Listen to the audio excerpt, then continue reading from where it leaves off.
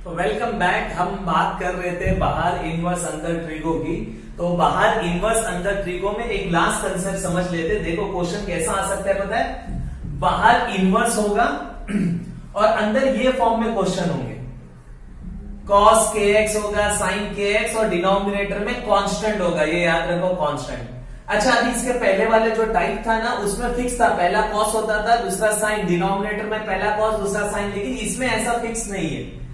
पहला cos हो सकता है या तो sin भी हो सकता है, इधर या sin या cos दोनों हो सकता है, लेकिन दो ट्रिग्नोमेट्रिक टर्म न्यूमरेटर में देंगे, वो भी फिक्स्ड होगा sin और cos। लेकिन sin और cos की जगह फिक्स नहीं, इधर भी sin इधर भी cos इधर भी, ऐसा रहेगा। समझ में आ गया।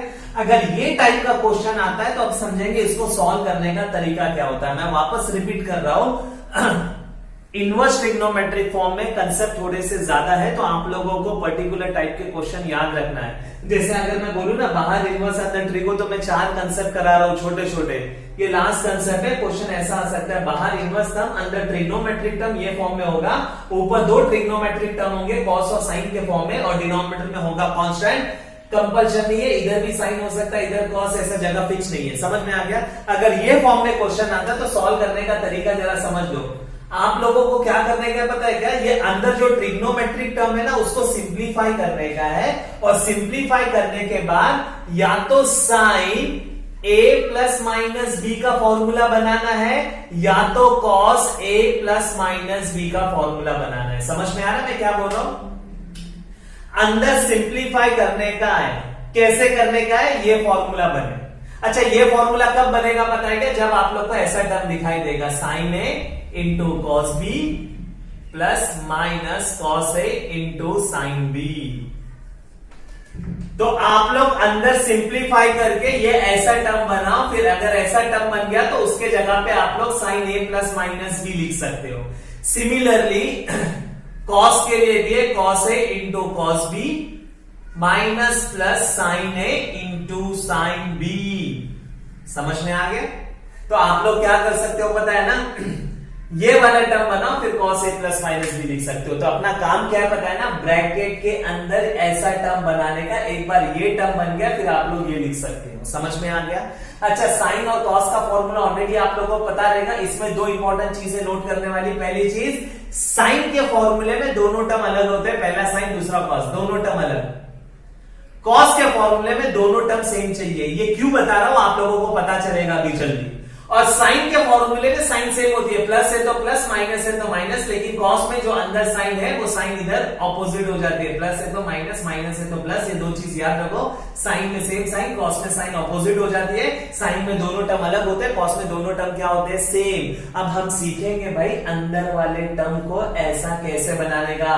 इधर 2 ट्रिग्नोमेट्रिक टर्म है, लेकिन हमको कितना बनाने का है, 4। और एक बार ये फॉर्म में आ गया फिर ये लिखेंगे, ये फॉर्म में आ गया तो ये लिख सकते हैं। समझ में आ गया। मैं स्टार्ट कर रहा हूं, ध्यान से देखो। मैंने बता दिया क्या करना है, कैसे करने का मैं सब में समझाता हूं आप लोगों को। समझ में आ गया। पहला क्वेश्चन मैंने लिखा हुआ है, ध्यान से देखो। यही फॉर्म में है क्या, समझो। बाहर इनवर्स टर्म, अंदर यही है क्या, cos sin। हाँ भाई cos sin, डिनोमिनेटर में कांस्टेंट, यही वाला फॉर्म है। और लोग ने क्या बोला, y इक्वल टू समथिंग किया और आपको बोला find dy by dx। dy by dx बोले तो लोग बोल रहे हैं y को डिफरेंशिएट करो। कैसे, with respect to x। y को डिफरेंशिएट करने का तो 3 स्टेप याद है ना। पहला y लिखो, फिर बाद में differentiating with respect to x। मैं डायरेक्ट 3rd स्टेप लिख रहा हूं, प्लीज याद रखो। dy by dx is equal to d by dx और क्या हो जाएगा, sine inverse cos x plus √3 sin x upon 2।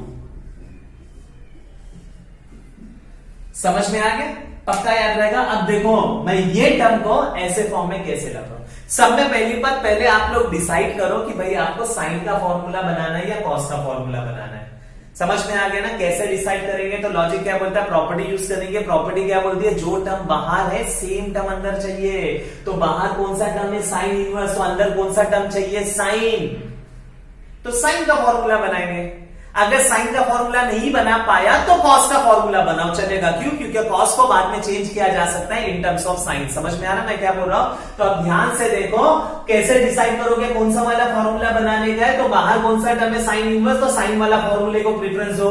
बाहर कॉस इनवर्स होता तो अंदर कॉस वाला टर्म बनाता। तो मैं बनाने वाला हूं साइन वाला फॉर्मूला, ये वाला फॉर्मूला बनाने वाला हूं। तो ध्यान से देखो, मेरे को आंसर ये लिखने का, ये कब लिख सकता हूं, जब ये फॉर्म में आ जाएगा। तो तो मेरे को 4 ट्रिग्नोमेट्रिक टर्म बनाने का मेरे पास 2 है, साइन कॉस कॉस साइन, ऐसा बनाने का। फिर इसके जगह पे ये लिख सकता हूं, देखो मैं कैसे बना रहा हूं। तो ये फॉर्म में मेरे को बताओ डिनोमिनेटर में क्या होगा, कांस्टेंट फिक्स्ड है। करने का क्या पता है कि ये कांस्टेंट को इधर भी लिखो और इधर भी दे दो, ये जो कांस्टेंट है इधर भी जाएगा इधर भी जाएगा। तो d by D x of sine inverse, समझ लो please, cos x upon 2 plus √3 sin x upon 2। कुछ नहीं किया मैंने, क्या किया पता है ना, ये डिनोमिनेटर दोनों को मैंने दे दिया। अच्छा मेरे को बताओ cos x अपॉन 2 लिखो या 1 अपॉन 2 cos x लिखो, बात एक ही है ना। 1 अपॉन 2 इंटू cos x बोलो या cos x अपॉन 2 एक ही है। तो मैं एक्चुअली ना ऐसा नहीं ये फॉर्म में लिख रहा हूं, समझ में आ गया। सिमिलरली इसको भी मैं कैसे कर रहा हूं पता है ना, इसके नीचे दे रहा हूं, देखो ऐसा मैंने 2 इधर भी दे दिया इधर भी दे दिया, इसके नीचे दिया इधर 1 के नीचे दे दिया। समझ में आ गया, कंफ्यूज मत करो प्लीज, एकदम सिंपल स्टेप का, इतना टेंशन है। अच्छा करना क्या है पता है क्या, ध्यान से देखो ना, मेरे को 4 ट्रिग्नोमेट्रिक टर्म चाहिए, 2 है और 2 बनाओ। कैसे पता है क्या, इसकी वैल्यू पुट अप करो ये जो कांस्टेंट है इसकी वैल्यू पुट अप करो। इसकी वैल्यू कहां से मिलेगी, तो आप लोगों को ट्रिग्नोमेट्री के बेसिक वैल्यू पता रहेगा। साइन पाई बाय 6 कितना होता है पता है ना, हाफ होता है, स्टैंडर्ड वैल्यू है sine 30 half. Sine pi by 4 कितना होता है, 1 अपॉन √2 होता है। और साइन पाई बाय 3 साइन 60 कितना होता है, √3 upon 2। Similarly cos pi by 6 कितना होता है, √3 अपॉन 2। cos पाई बाय 4 कितना होता है, तो भाई 1 अपॉन √2। समझ में आ गया ना। और cos पाई बाय 3 कितना होता है, हाफ होता है। तो एकदम आसान है। अच्छा मेरे को बताओ साइन पाई बाय 6 दिखाई दिया तो आप लोग हाफ लिखते हो, तो अगर हाफ दिखाई देगा तो वापस साइन पाई बाय 6 भी लिख सकते हो, वाइस वर्सा। समझ में आ गया ना। साइन पाई बाय 4 के जगह पे 1 अपॉन √2 लिखा जा सकता है, तो अगर 1 अपॉन √2 है तो वापस से साइन पाई बाय 4 भी लिख सकते हैं। लेकिन एक छोटा सा प्रॉब्लम क्या है पता है ना, अगर 1 अपॉन 2 है ना, मेरे को 1 अपॉन 2 लिखना है ना, तो मेरे पास 2 ऑप्शन है। 1 अपॉन 2 में साइन पाई बाय 6 भी लिख सकता हूं और मैं cos पाई बाय 3 भी लिख सकता हूं। समझ में आ रहा है ना, 2 ऑप्शन है। इधर बच्चे लोग थोड़ा सा कंफ्यूज हो जाते हैं। अगर 1 अपॉन √2 है ना, तो मेरे पास 2 ऑप्शन है, साइन पाई बाय 4 भी लिख सकता हूं और cos पाई बाय 4 भी लिख सकता हूं। इंपॉर्टेंट है लिखने का क्या, समझ में आ गया ना। तो हर एक वैल्यू के लिए 2 ऑप्शन आप लोग को मिलेंगे, दोनों में से कौन सा आप लोग लिखोगे। तो भाई कौन सा लिखोगे पता है कि एकदम आसान है, ये डिसाइड करेगा कौन सा वैल्यू लिखने का, क्या करेगा पता है, ये डिसाइड करेगा आप लोग कौन सा फॉर्मूला बना रहे हो। ध्यान से देखो, अगर मेरे को साइन का फॉर्मूला बना देगा ना, इधर दोनों टर्म अलग चाहिए, एक cos चाहिए और एक साइन। अगर मैं cos का फॉर्मूला बना दूंगा तो दोनों टर्म सेम चाहिए। एग्जांपल देखो, मैंने सब में पहली बार डिसाइड कैसा किया पता है ना, कौन सा वाला फॉर्मूला बनाने का है। बाहर साइन इनवर्स है तो अंदर साइन वाला फॉर्मूला बनाने का है। अब साइन इधर हाफ की वैल्यू लिखने का, अब मेरे पास 2 ऑप्शन है हाफ की वैल्यू, तो मैं लिख सकता हूं साइन पाई बाय 6 या तो cos पाई बाय 3। लेकिन मैं लिखूंगा क्या, तो भाई मैं कौन सा वाला फॉर्मूला बना रहा हूं, मैं साइन वाला फॉर्मूला बना रहा हूं। साइन में दोनों रेशियो अलग चाहिए, इधर कौन सा है cos, तो इधर कंपलसरी क्या आएगा, साइन, तो ये लिखना पड़ेगा। समझ में आ गया। अगर मैं cos का फॉर्मूला बनाता हूं तो दोनों रेशियो सेम चाहिए, cos x, तो इधर मैं cos पाई बाय 3 डालता। समझ में आया। एकदम इंपॉर्टेंट चीज बताओ, बच्चे लोग को कंफ्यूजन होता है प्लीज। एक कांस्टेंट की 2 वैल्यू होगी, दोनों में से कौन सी वैल्यू पुट अप करने का, तो वो डिसाइड करेगा भाई मैं कौन सा फॉर्मूला बना रहा हूं। साइन में दोनों रेशियो अलग चाहिए, कॉस में दोनों रेशियो सेम। समझ में आ गया। तो इधर कौन सी वैल्यू डालेंगे, तो भाई sine pi by 6 put up करूंगा, तो भाई d by D x of क्या हो जाएगा मेरे को बताओ, साइन इनवर्स हाफ के जगह पे sign pi by 6। I hope आप लोग को समझ में आया रहेगा, नहीं समझ में आया तो वापस थोड़ा सा पीछे चले जाओ वीडियो को और वापस एक बार देख लो। ये cos x प्लस, अच्छा अभी इधर √3 की भी 2 ऑप्शन है तुम्हारे पास। √3 के जगह पे मैं साइन पाई बाय 3 डाल सकता हूं और cos पाई बाय 6 डाल सकता हूं। डालूंगा कौन सा, तो भाई दोनों रेशियो अलग चाहिए, इधर साइन है तो इधर cos डालना पड़ेगा, cos pi by 6 into sine x। समझ में आ गया। अब देखो ये फॉर्म में आ गया है, बस अब इसको ऐसे लिखने का है, काम खत्म हो गया अपना। तो भाई जो साइन के साथ है a है ना, साइन है, ये होता है b। अब लिखने का स्टाइल देखो कैसा होगा, इधर लिख देता हूं, d by D x of क्या हो जाएगा, जरा मेरे को बता दो please. d by D x of sine inverse sine, थोड़ा इधर लिख लेता हूं, d by D x of sine inverse sine A, इधर प्लस है तो प्लस आएगा, ए प्लस बी बोले तो पाई बाई 6 प्लस एक्स। समझ में आ गया? देखो इतना आसान है। इसका मैंने ये वाला फॉर्मूला बना दिया, इधर प्लस है तो पहली बार साइन का फॉर्मूला बनेगा, प्लस आएगा, ये ए है और ये है बी, जो साइन के साथ है कॉस के साथ है बी। अब साइन इनवर्स और साइन कैंसिल हो जाएगा, बचेगा D by D x of क्या बचेगा, पाई बाई 6 प्लस एक्स। अब आप लोग डेरिवेटिव इसको भी दो, डेरिवेटिव इसको भी दो, D by D x of pi by 6 direct भी कर सकते थे, चलो मैं स्टेप बता दिया, D by D x of x, pi by 6 क्या होता होगा 0 प्लस 1, आंसर कितना आएगा 1, तो D by D x answer आएगा 1। समझ में आ गया? एकदम आसान। आप लोग क्वेश्चन याद रखो, सॉल्व करने का तरीका बहुत आसान है। मैं एक और क्वेश्चन कराता हूं ताकि आप लोगों का कंसेप्ट क्लियर हो। ध्यान से देखो, एक और क्वेश्चन समझ लेते हैं ये टाइप में। ध्यान से देखो, y equal to cos inverse cos X minus sine X upon root 2 find D Y by D X दिखाई दिया, देख के पता चल रहा है भाई यही वाला टाइप का क्वेश्चन है। सॉल्व करने का तरीका 3 स्टेप आप लोग को पता है, मैं डायरेक्ट थर्ड स्टेप लिख रहा हूं। पहला स्टेप होता है y लिखो, नीचे स्टेटमेंट लिखो differentiating with respect to x, और फिर ये स्टेप लिखो। मैं डायरेक्ट तीसरा स्टेप लिख रहा हूं क्योंकि सम थोड़े से बड़े बड़े, तो थोड़ी सी जगह बचाने के लिए 2 स्टेप नहीं लिख रहा हूं। समझ में आ गया? अच्छा ध्यान से देखो, सॉल्व करने का तरीका ये जो अंदर वाला टर्म है उसको आप लोग ये फॉर्म में लाओ या तो ये फॉर्म में लाओ। एक बार ये फॉर्म में आ गया फिर आप लोग ऐसा लिख सकते हो। तो सब में पहला काम आप लोग को डिसाइड करना पड़ेगा साइन का फॉर्मूला बनाना है या कॉस में। तरीका मैंने क्या बताया था, तो भाई बाहर क्या है कॉस इनवर्स, तो अंदर कॉस का फॉर्मूला बनाओ। तो भाई डिसाइड हो गया कि ये वाला फॉर्मूला बनाना है। अगर ये नहीं बना पाया तो ये बनाओ, तो ये बना लेंगे, आपको टेंशन नहीं है। अच्छा इसके लिए कंडीशन क्या है, दोनों कॉस चाहिए, याद रखो साइन ऑपोजिट बनेगी। अच्छा करना कैसा होता है पता है ना याद, ये तो पता चल गया कौन सा वाला फॉर्मूला बनाने का। कैसे करने का, तो मैंने बोला डिनोमिनेटर में कांस्टेंट होता है, दोनों तरफ दे देने का, D by D x of cos inverse 1 upon root 2 cos X minus 1 upon root 2 sine X. समझ में आ गया? पक्का याद रहेगा।